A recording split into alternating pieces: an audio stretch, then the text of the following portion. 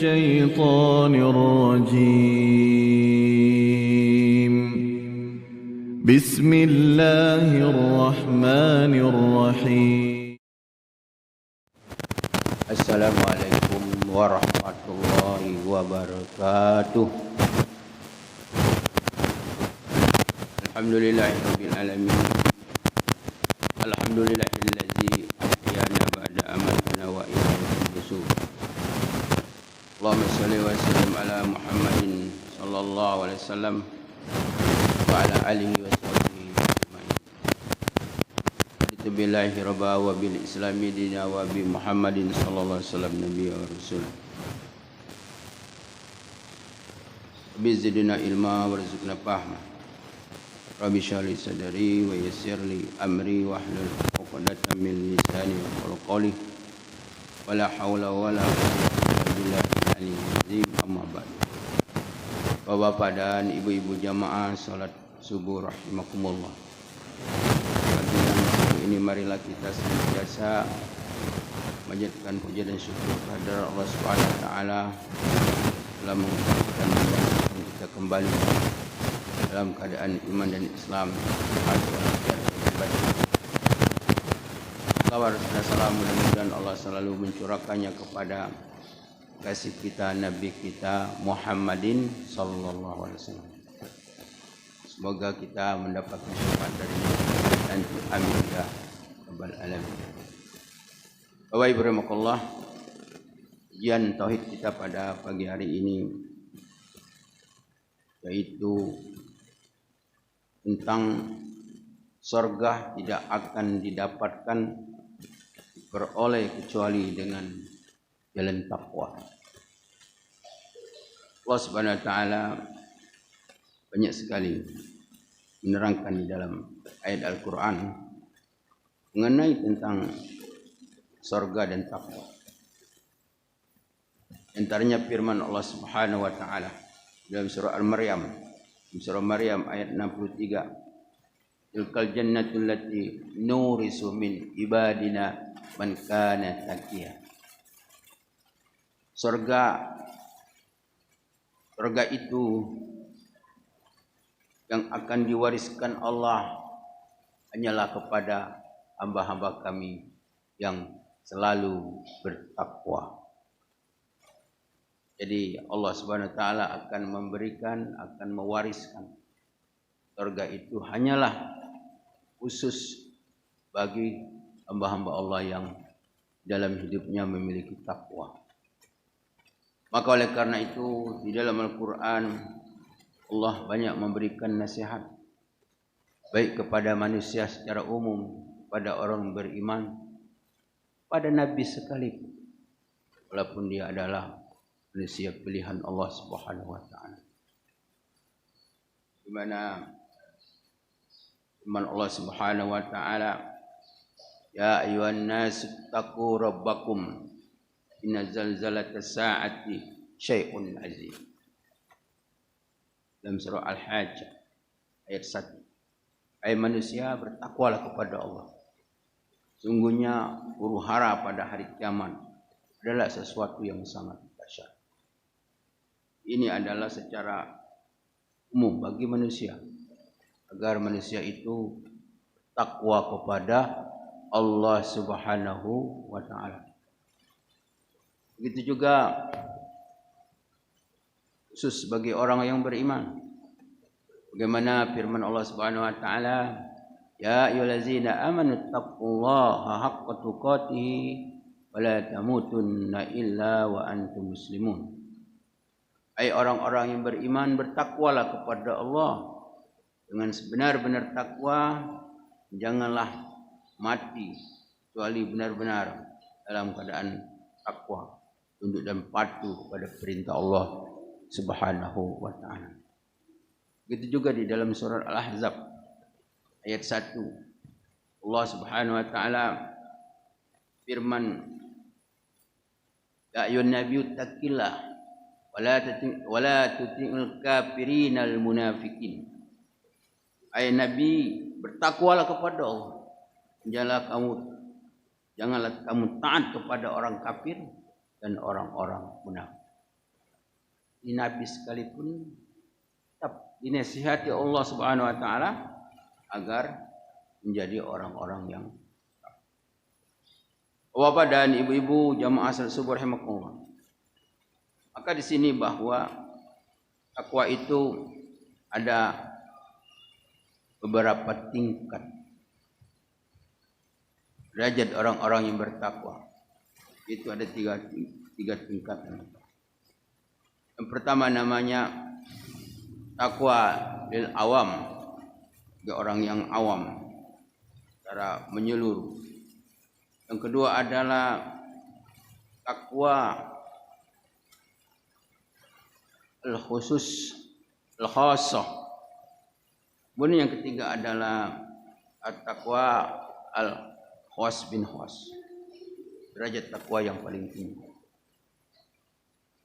Yang pertama adalah takwa bagi orang awam, yaitu tarkus syirk billah.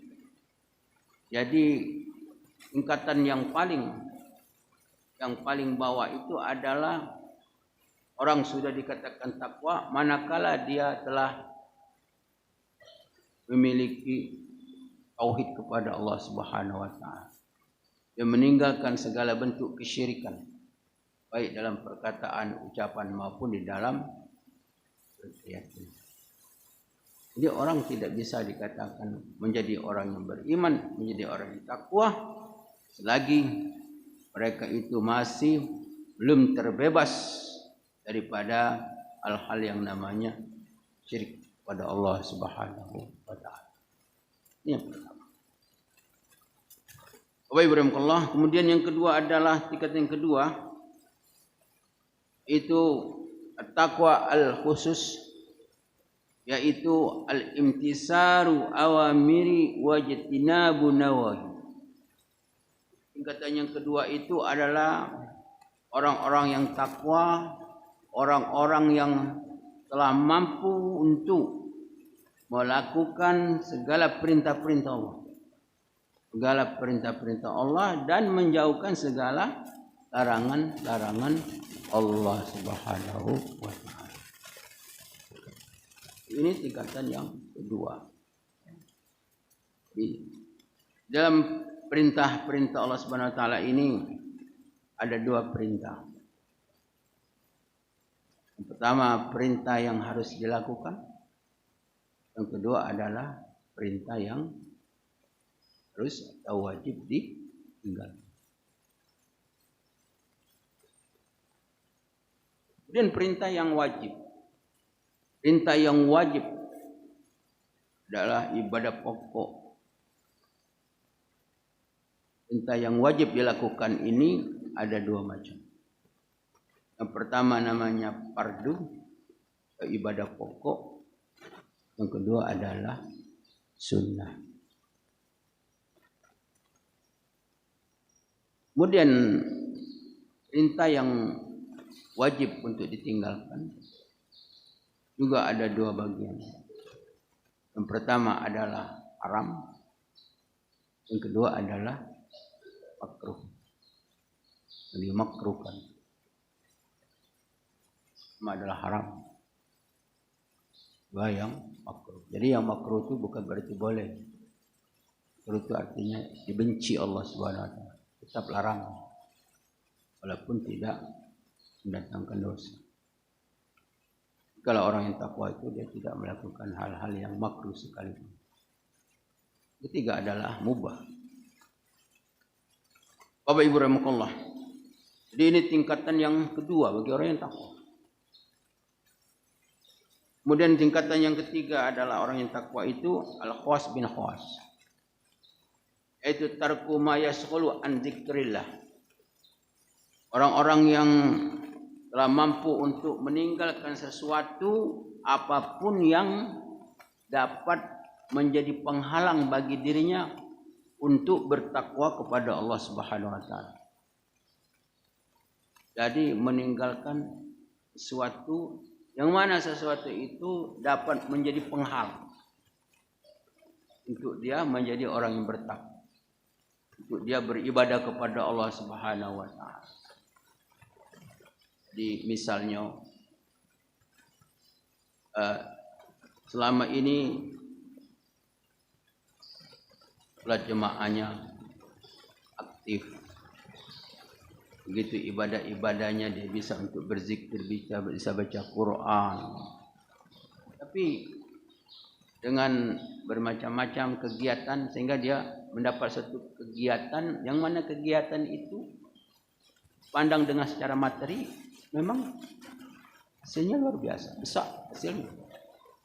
Tapi dia tak bisa lagi untuk sholatnya terganggu, pergi ke masjid terganggu. Kalau dulu bisa berzikir, sekarang tak bisa berzikir. Kalau dulu bisa baca Quran, bisa baca Quran. Nah.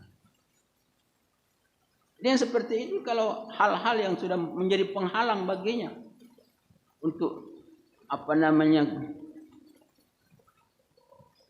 untuk melakukan keistiqomahan di dalam dia melakukan ibadah, dia tinggal. Dia tidak mau untuk hal-hal sesuatu itu yang dapat menjadi penghalang, penghambat rusaknya takwanya kepada Allah SWT, rusaknya akhirat. Ini merupakan suatu takwaan yang sangat tinggi. Takwaan yang sangat tinggi. Baik, Allah.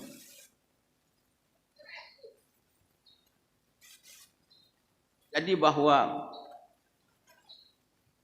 takwaan itu merupakan satu jalan yang harus tempuh bagi hamba-hamba Allah yang mengharapkan surganya Allah Subhanahu wa ta'ala. Kemudian juga bahwa tidak ada petunjuk kecuali bagi orang-orang yang telah menyediakan dirinya untuk bertakwa kepada Allah Subhanahu wa ta'ala. Jadi ada kesiapan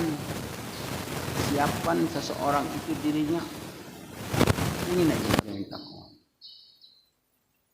Kalau itu belum didapatkan di dalam diri seseorang, maka dia tidak akan mendapatkan petunjuk ketakwaan.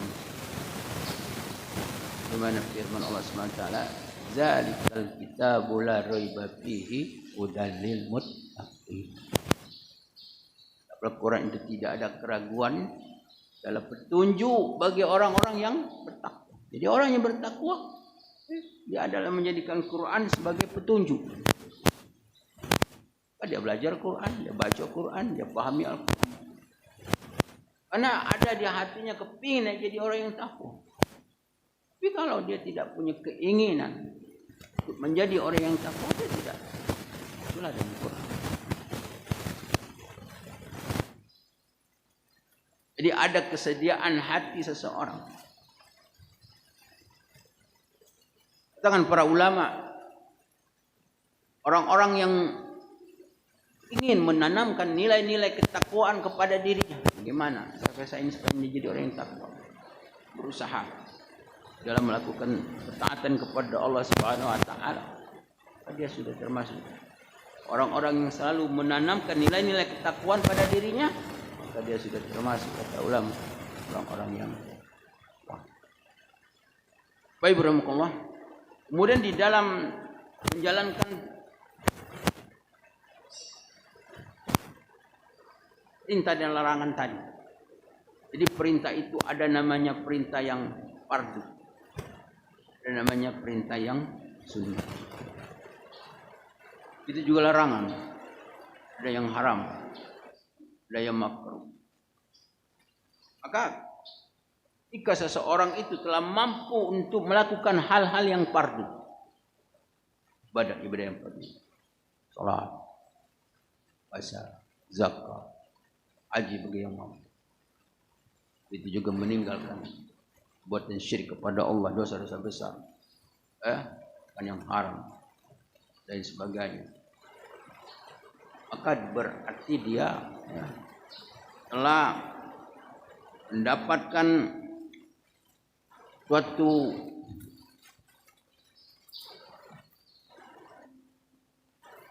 keberuntungan. Jadi dia mendapatkan modal. Jadi orang yang telah melakukan Ibadah-ibadah wajib itu dia sudah dapat modal. Apa modalnya? Modalnya dia sudah selamat. Heran lagi. Sudah selamat. Ya. Ibadah pokok. Adapun dia melakukan ibadah-ibadah sunnah. Ibadah-ibadah sunnah merupakan ibadah-ibadah tambahan. Maka dia adalah telah meninggikan derajat. Derajatnya amalnya di sisi Allah Subhanahu wa taala. Oleh karena itu bahwa tidak ada amal bagi orang-orang yang sudah bertakwa, tidak ada amal yang paling mendekatkan dirinya kepada Allah Subhanahu wa taala kecuali adalah melakukan ibadah-ibadah yang pokok. Ibadah yang pokok dulu.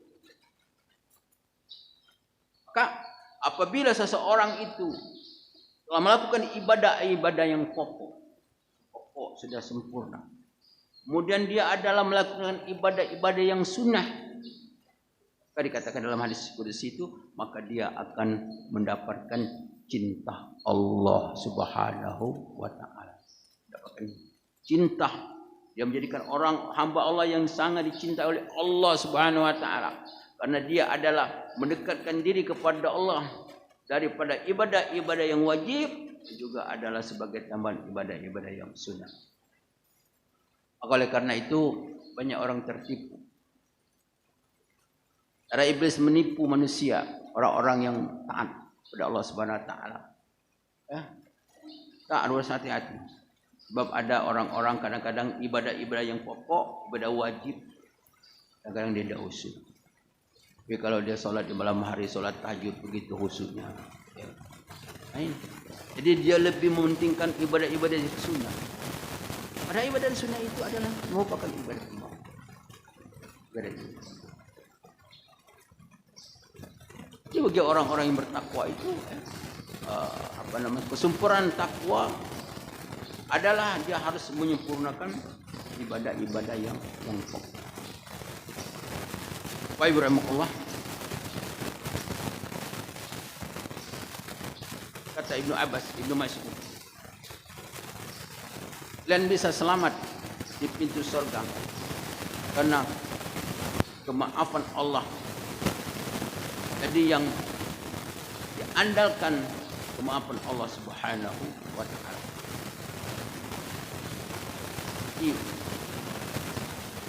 Maaf Allah Subhanahu wa taala. Orang yang selamat ketika menyeberang sirat.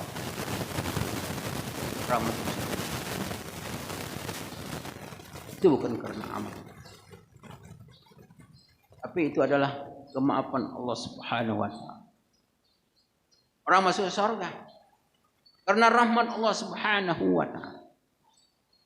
Rahmat Allah Subhanahu wa taala. Tapi setelah mereka masuk surga, maka orang-orang yang melakukan ibadah sunnah itu, dia mempunyai tinggi derajatnya adalah tinggi. Orang berzikir setiap hari 10 dengan orang yang berzikir 100 beda.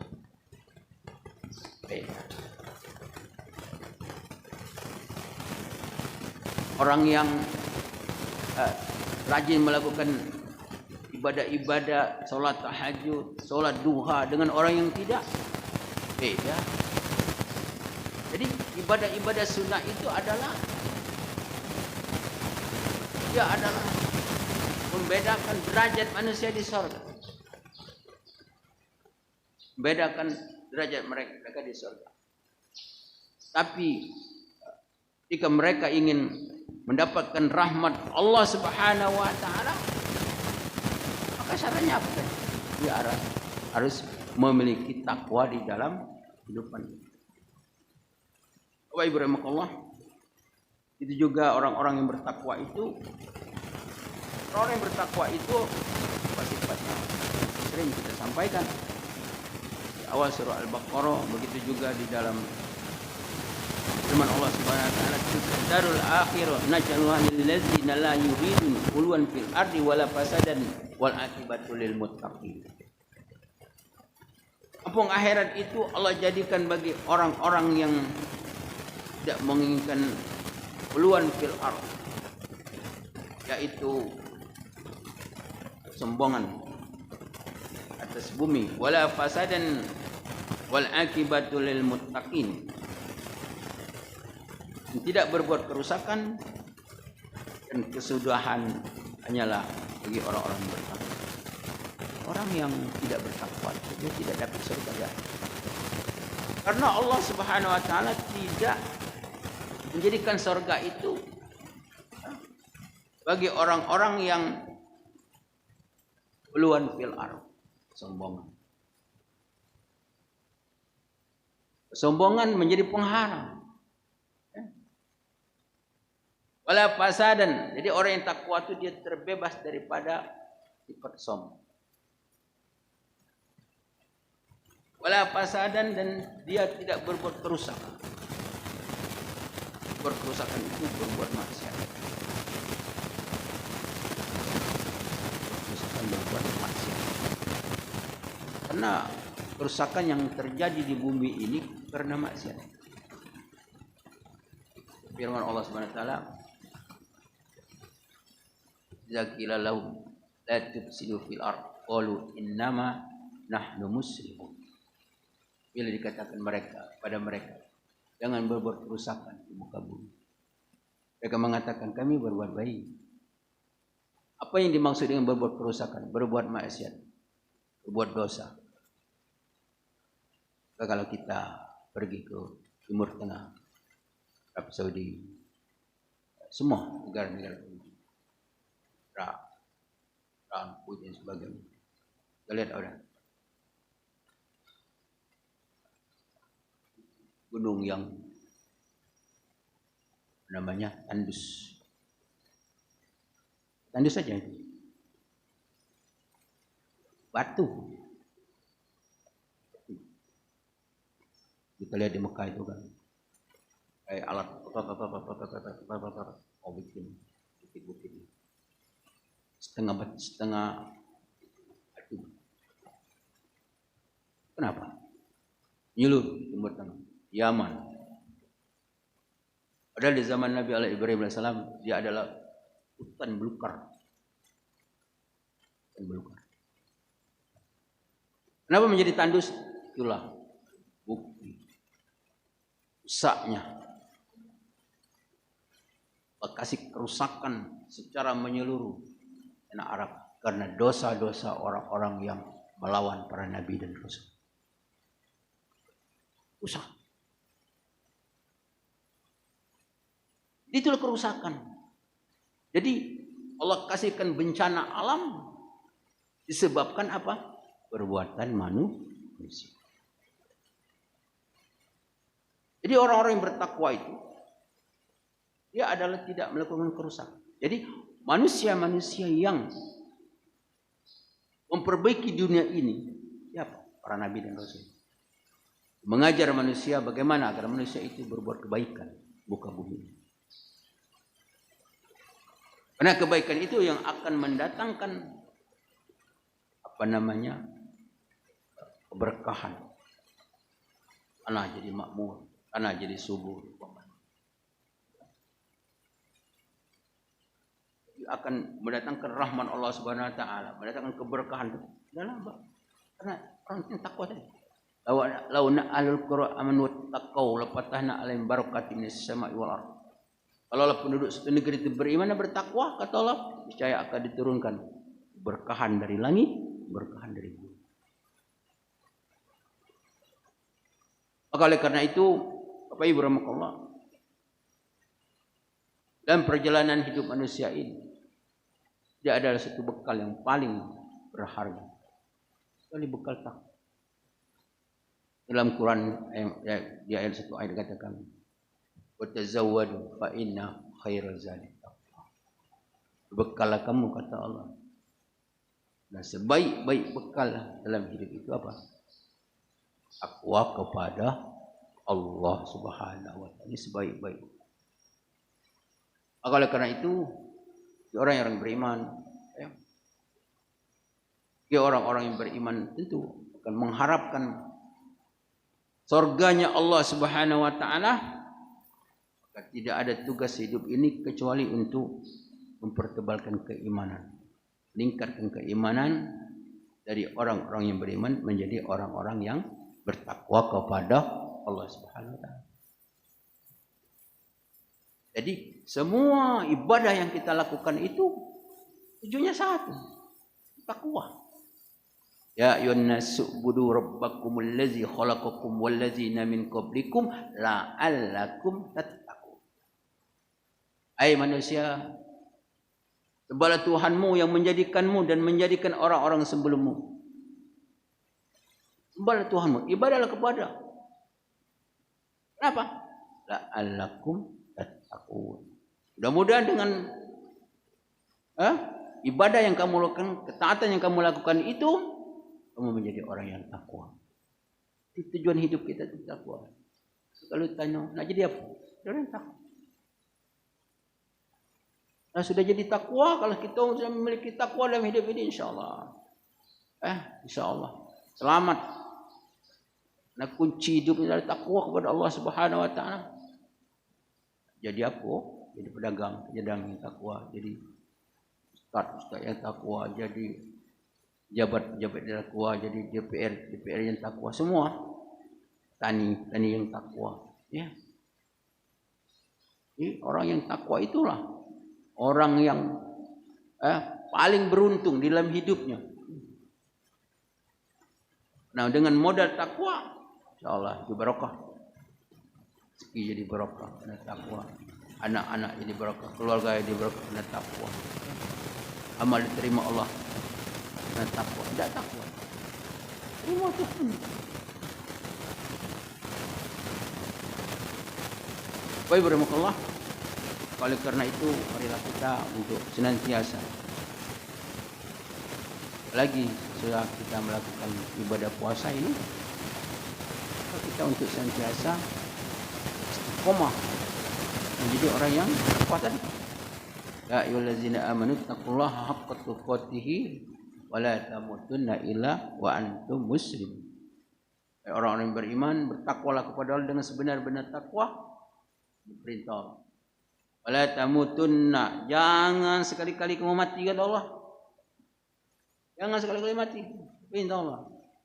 Illa wa antum muslimun. Kecuali kau mati dalam keadaan muslim, dalam keadaan taat, dalam keadaan takwa kepada Allah Subhanahu wa taala. Allah. Jadi mati membawa takwa, mati membawa iman, mati membawa amal ibadah. Mati dan bertobat, mati sudah mendapatkan ampunan Allah Subhanahu wa taala, maka itulah namanya orang yang muttaqi. Mudah-mudahan Allah masukkan kita dalam golongan hamba-hambanya yang muttaqin. Amin ya rabbal alamin. Wabillahi taufiq wal hidayah. Assalamualaikum warahmatullahi wabarakatuh.